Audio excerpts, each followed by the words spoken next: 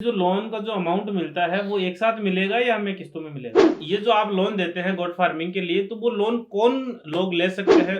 तो सर जैसे मैंने प्रोजेक्ट रिपोर्ट बनवा ली।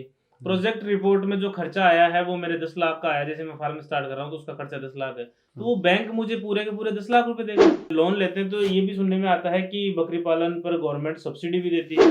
तो सर जैसे एक चीज़ आपने अभी बताई कि जैसे 10 लाख का मैं लोन लेना चाहता हूँ तो उसमें 25% मुझे जमा करवाना है और जी, 75% बैंक देगा। जी, तो जैसे 33% अगर मैं सब्सिडी लेता हूँ तो 33% मुझे बैंक सब्सिडी देगा। जी, जी सर। तो क्या वो जो 33% है उसमें से वो 25% कट सकता है? जो किस्त जो हम बनवाते हैं वो किसान अपने हिसाब से बनवा सकता है। जैसे मैं लोन ले लिया उसका रीपेमेंट की जो अवधि होती है वापस चुकाने की तो वो कितने साल की होती है?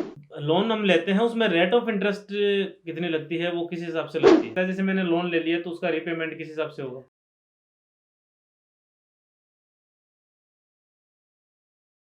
नमस्कार किसान भाइयों इन दिनों बकरी पालन का जो व्यवसाय है वो काफी ज्यादा ट्रेंडिंग में आ रहा है। काफी सारे लोग हैं वो बकरी पालन व्यवसाय से जुड़ चुके हैं और बहुत सारे जो लोग हैं वो धीरे धीरे बकरी पालन व्यवसाय से जुड़ रहे हैं।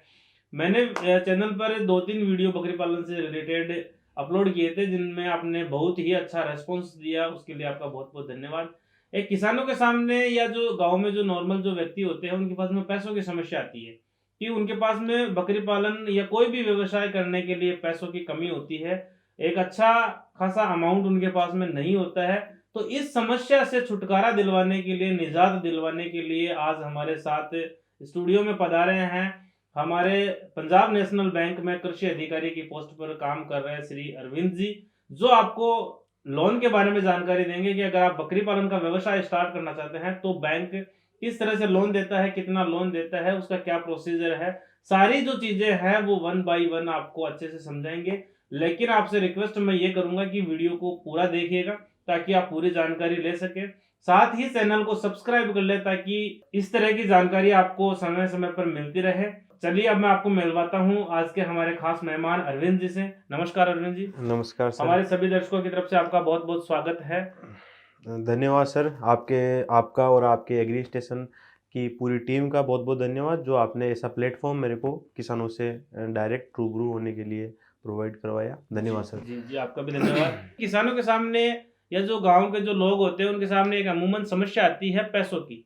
पैसे उनके पास में बिल्कुल। अच्छा खासा पैसा, क्योंकि बकरी पालन अगर शुरू करते हैं एक अच्छे लेवल से शुरू करें तो उसमें बड़ा अमाउंट की ज़रूरत होती है और पैसा किसानों के पास में उतना हो नहीं पाता है।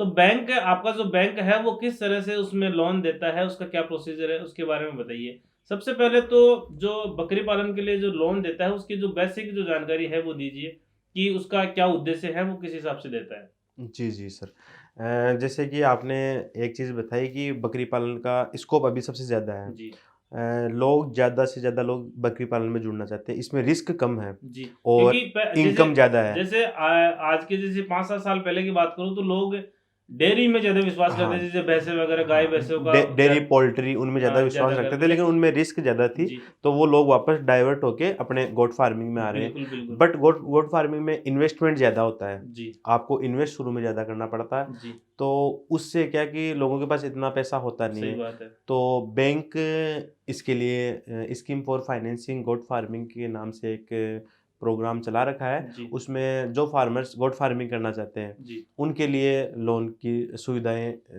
देता है। ये जो आप लोन देते हैं गोट फार्मिंग के लिए, तो वो लोन कौन लोग ले सकते हैं? उसके बारे में कोई क्राइटेरिया, क्या एलिजिबिलिटी है वो बताइए?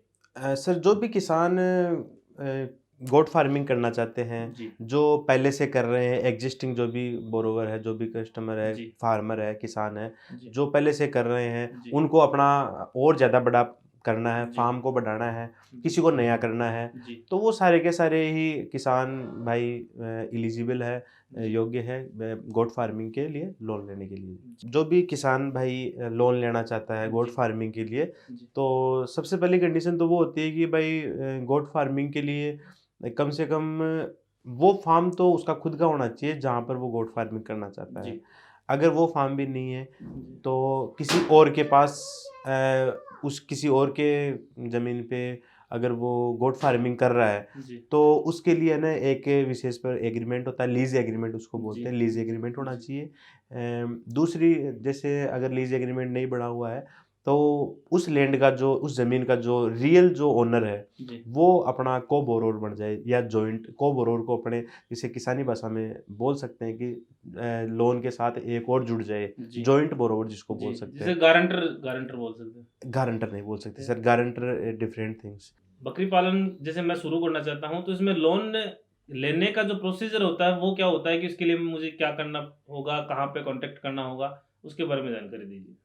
जी सर, जैसे किसी भी किसान को लोन लेना है, जी उसके लिए सबसे पहले तो किसान को प्रोजेक्ट रिपोर्ट आपकी बनानी पड़ती है। जी जैसे आप बैंक में जाओ, बैंक में जाओगे तो ज़मीन के जो कागज़ात हो गए, आधार कार्ड, पैन कार्ड हो गए, जो अपने जो बेसिक फ़ॉर्मेलिटीज़, जो बेसिक आइडेंटिटी जो होती है, जी वो बैंक में देना है। आपको जितना लोन चाहिए ना, जी उसका पूरा आपको प्रोजेक्ट रिपोर्ट बना के देनी पड़ेगी। जी भाई मेरे को इसमें सीमेंट इतनी लगेगी, कंक्रीट इतना लगेगा, लेबर चार्ज, लेबर इतना, मतलब जो बकरियों के लिए जो शेड जो बनाएंगे सेट उसमें कितना खर्चा आ रहा है, हाँ, वो सारा उस वो प्रोजेक्ट वो रिपोर्ट में। सारा वो होगा। फिर जी उसके बाद में ये हो गया, जैसे आप एक एग्जांपल लेके चलो, जी उदाहरण लेके चलो, ताकि किसानों को अच्छे से समझ में आए। जी जैसे आप 10 लाख का लोन ले रहे हो, जी तो आप शेड बनाने के लिए, जैसे जैसे बड़ा टाइप का जैसे शेड बनाना है आपको, जी तो शेड का जैसे 2.5 से 3 लाख रुपए, 4 लाख रुपए कॉस्ट हो गई। जी तो उसमें पूरा का पूरा आपको डिटेल देनी पड़ेगी। जी फिर उसके बाद में आप बकरियां जो को खरीद कहाँ से ले रहे हो, कहाँ से ले रहे जैसे अगर आप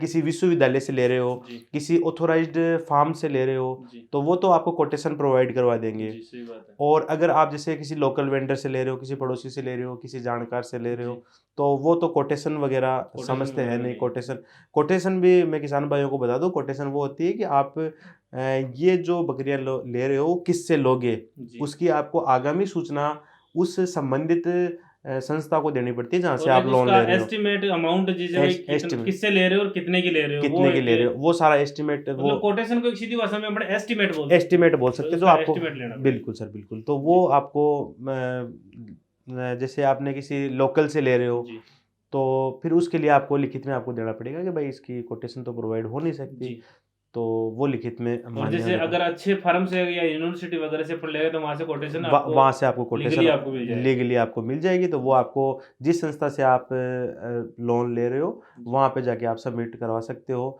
और दूसरा उस प्रोजेक्ट रिपोर्ट में जैसे ये हो गया, कंस्ट्रक्शन कितना हुआ, आपने गोट कहाँ से परचेज कर रहे हो, जी फिर उसके अलावा आप गोट जैसे गोट लेके आ गए, उसमें फीड का कितना खर्चा आएगा, जी फीड का कितना, फिर आपका जैसे आपका जो गोट फार्मिंग है वो प्रॉपर स्टार्ट हो गया, जी तो प्रॉपर स्टार्ट होने के बाद में आपको इनकम कितनी स्टार्ट होगी। जी भाई जैसे फॉर एग्जांपल एक मेरे लाख रुपए इनकम स्टार्ट हुई है, जी तो उसमें पूरा एस्टिमेट डालना पड़ेगा कि मेरे 50,000 रुपये मैंने अपना एक्सपेंडिचर हो गया, जैसे खर्चा हो गया, ठीक है।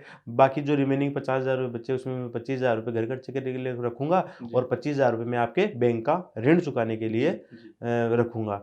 तो वो आपको 5 साल का या 7 साल का वो रिपेमेंट पीरियड भी उस प्रोजेक्ट रिपोर्ट वो में शो बिल्कुल वो पूरा शो करना वो पड़ेगा। पूरा उसमें शो करना पड़ेगा। वो जो भी जो इसके एक्सपर्ट्स होते हैं, वो सीए वगैरह से सीए वगैरह होते हैं, वो एक्सपर्ट्स होते हैं, उनको सारा पता होता है, वो सारा आपको जी बता देंगे। उसमें मतलब ज़्यादा किसान भाइयों को ये ध्यान में रखना है कि उसमें एक डॉक्यूमेंट जो अपना जो बात चल रही है वो भी डॉक्यूमेंट्स की चल रही है, तो उसमें एक प्रोजेक्ट रिपोर्ट गोट फार्मिंग का अगर लोन लेना चाहिए तो वो बनवानी पड़ेगी। मुख्य मुख्य कागज यही है, गोट फार्मिंग का प्रोजेक्ट रिपोर्ट। प्रोजेक्ट रिपोर्ट, और वो हम सीए से बनवा सकते हैं। जी जी, सीए जी से बना जी सकते हैं। उसके बाद में उसके बाद जैसे अपना प्रोजेक्ट रिपोर्ट बन गई, जी और मैंने आपको बताया कि जमीन के कागजात जो भी हो गए, जी बेसिक आइडेंटिटी प्रूफ हो गए, जी ठीक है, प्रोजेक्ट रिपोर्ट हो गई। जी फिर उसके बाद में आपकी ज़मीन की सर्च रिपोर्ट निकलेगी। जी सर्च रिपोर्ट में जो वकील की रिपोर्ट होती है, सर्च रिपोर्ट, भाई जहाँ पर आप फार्मिंग कर रहे हो, गोट फार्मिंग करोगे, कंस्ट्रक्शन करोगे, जी वहाँ पर किसी प्रकार का मुकदमा तो नहीं चल रहा है, जी वो ज़मीन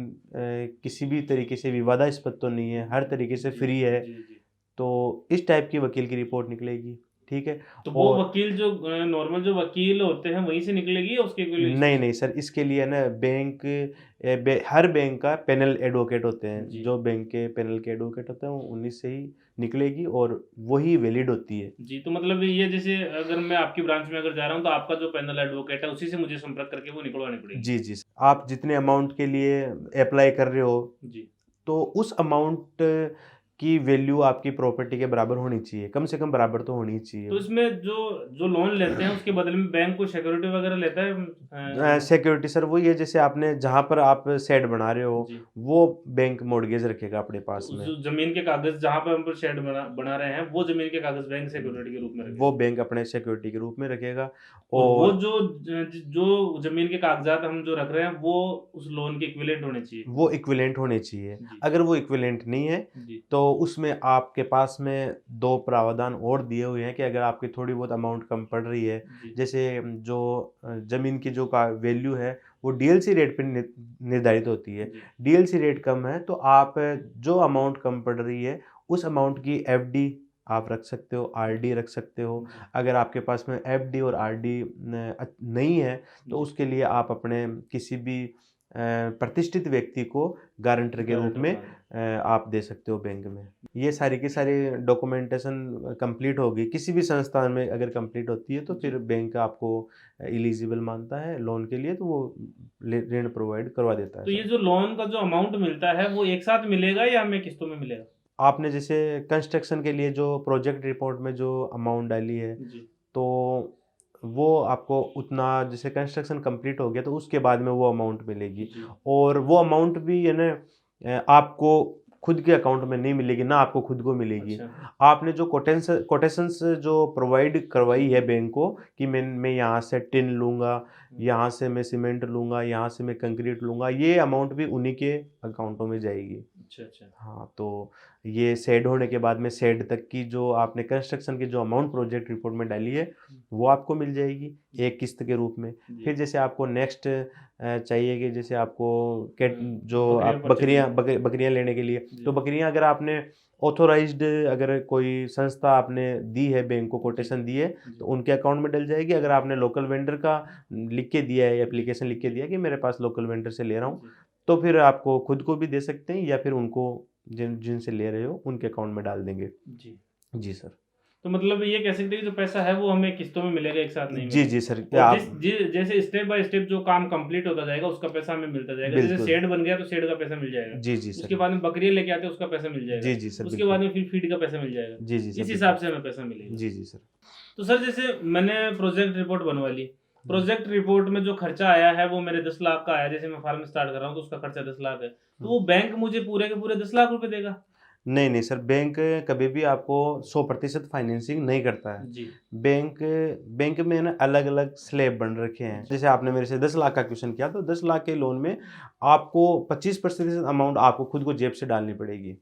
जैसे आपका फॉर एग्जांपल जैसे आपका किसी भी 100 रुपये का अगर खर्चा आ रहा है किसी लोन में, तो 75 रुपये बैंक देगा, 25 रुपये आपको अपने जेब से मिलाना पड़ेगा। तो वो खर्चा करना पड़ेगा या बैंक में जमा करवाना पड़ेगा? नहीं, वो बैंक में जमा कराना पड़ेगा सर। जी। वो बैंक में जमा कराना पड़ेगा। 75% बैंक अपना मिलाएगा, 25% आपका उठाएगा, फिर वो 100% करके फिर सबका जो भी रिलेवेंट है उनसे सबका भुगतान करेगा। जी जी सर। जैसे बकरी वाले हैं उनका हाँ, भुगतान करेगा, फिर वो जी जी कंस्ट्रक्शन वाले हैं उनका भुगतान जी करेगा। जी सर, बिल्कुल सर, बिल्कुल। तो इसमें जैसे लोन लेते हैं तो ये भी सुनने में आता है कि बकरी पालन पर गवर्नमेंट सब्सिडी भी देती है, तो हाँ। सब्सिडी का क्या सिस्टम रहता है? बिल्कुल सर, जैसे अपन ने बात करी कि सबसे पहले बोरोवर किसान भाई अपना बैंक में आया, जी। फिर सीए के पास प्रोजेक्ट रिपोर्ट बनाया, तो अगर आपको सब्सिडी ले तो इसमें नाबार्ड का प्रावधान है। 33% तक का इसमें सब्सिडी है गोट फार्मिंग के ऊपर लगभग। और अलग अलग कैटेगरीज जो होती है जी।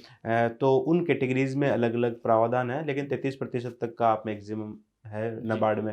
तो जो आपने प्रोजेक्ट रिपोर्ट बनाई है जी। वो प्रोजेक्ट रिपोर्ट आपको नाबार्ड में सबमिट करवानी पड़ेगी। फिर वो प्रोजेक्ट जी। रिपोर्ट पूरे तरीके से चेक करेंगे, आपका लोकेशन चेक करेंगे जी। हर तरीके से। अगर वो सही है, लोकेशन सही है, आपका व्यक्तिगत छवि अच्छी है उस गांव में, तो वो जो भी 33% सब्सिडी के आपको एलिजिबल मान देंगे। और फिर उसके बाद में वो एक लेटर बना के देंगे। जिस बैंक से आपको लोन लेना है उस बैंक को नाबार्ड खुद लेटर लिख के देगा कि भाई आपका ये आपका जो है ग्राहक है, इस ग्राहक ने हमारे पास में लोन के लिए आया है जी।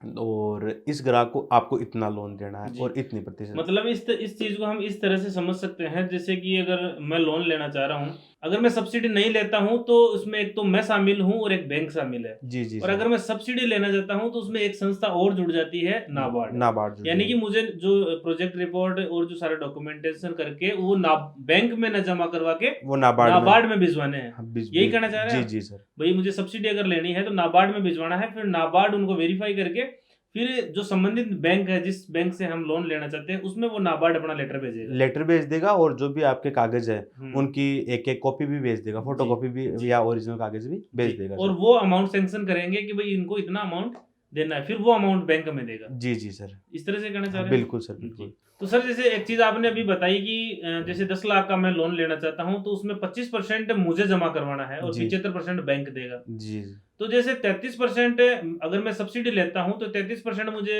बैंक सब्सिडी देगा। जी जी तो सर। क्या वो जो 33% है उसमें से वो 25% कट सकता है, या उसमें से वो उसमें आप भरपाई कर सकते हैं बैंक वाले? नहीं नहीं सर, ऐसा बिल्कुल भी नहीं होता है। जी, बैंक ने आपको आज की डेट में लोन दिया है जी, तो आपके अकाउंट में, यानी कि बैंक को पैसा नाबार्ड भेज देगा जी, महीने भर में, 2 महीने में, 3 महीने में। जी, लेकिन आपके अकाउंट में अब वो सिस्टम वही चलेगा, 75 और 25, जी, 75-25 वाला सिस्टम चलेगा। जी, वो जो 33% जो सब्सिडी है जी। वो आपके अकाउंट में 3 साल बाद में ऐड होएगी। अच्छा। 3 साल बाद में आपके अकाउंट में अपने आप ही जुड़ जाएगी। जी, फिर आपकी किस्तें जो 7 साल की जो किस्तें बनी है, जी, तो जो 33% जो आपके अमाउंट आई है, जी, तो वो जो किस्तें हैं वो 5 साल में कंप्लीट हो जाएगी या 4 साल में कंप्लीट हो जाएगी। जी, जी सर। जी। तो मतलब वो जो 33% में वो 25% अब में नहीं कटेगा, वो 25% हमें जमा करवाना ही वो पड़ेगा। करवाना ही पड़ेगा सर आपको। जी। जी सर। तो सर इसका फिर रीपेमेंट का क्या सिस्टम रहता है? जैसे मैंने लोन ले लिया तो उसका रीपेमेंट किस हिसाब से होगा? रीपेमेंट का सर ऐसा होता है कि हर बैंक का अलग अलग प्रावधान होता है, लेकिन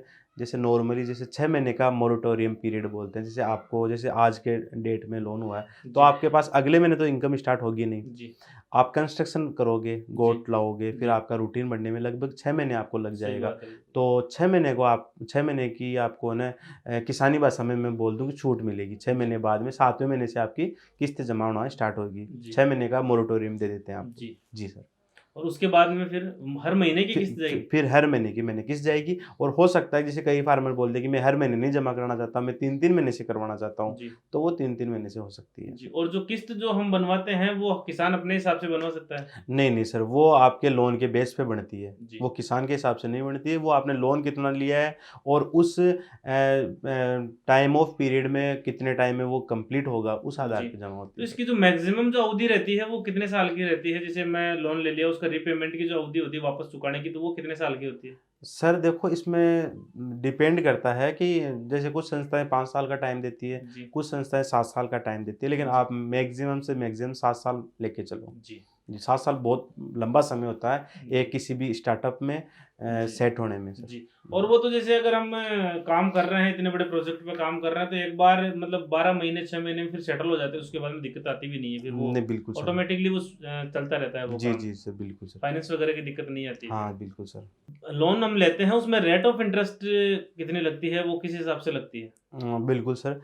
रेट ऑफ इंटरेस्ट देखो, वैसे MCLR जी, प्लस जो 1.75 लगती है। इसमें जैसे किसान समझ नहीं पाएंगे MCLR क्या चीज़ है, रेपो हाँ रेट तो क्या हमें चीज़ है। हमारी भाषा में हाँ समझाने की हाँ, तो कोशिश मैं करें। मैं इसीलिए, तो इसमें साधारणतः है ना 9 से 10% तक का ब्याज लगता है। 9 से 10 जी, मान के चलो, मैक्सिमम से मैक्सिमम। तो 9 से 10% भी मेरे हिसाब से ज़्यादा नहीं है। ज़्यादा नहीं है सर, बिल्कुल भी ज़्यादा नहीं है। आप ऐसे मान के चलो कि ये 90 पैसा 80 पैसा ऐसा ही पड़ता है। तो किसान भाई अगर जैसे कोई बकरी पालन का व्यवसाय स्टार्ट करना चाहे तो वो कर सकते हैं? बिल्कुल सर, कर सकते हैं। बकरी पालन के लिए कोई किसी भी प्रकार का फार्मर लोन ले सकता है। ज़्यादा जानकारी अपन ने दे दी है। अगर किसी को और भी ज़्यादा जानकारी चाहिए, कोई किसी का सवाल? किसी का कोई सवाल हो किसी प्रकार का, तो आप एग्री स्टेशन के कमेंट बॉक्स में अपना क्वेश्चन पूछ सकते हैं। मैं आपको उसका आंसर ज़रूर दूंगा सर। जी।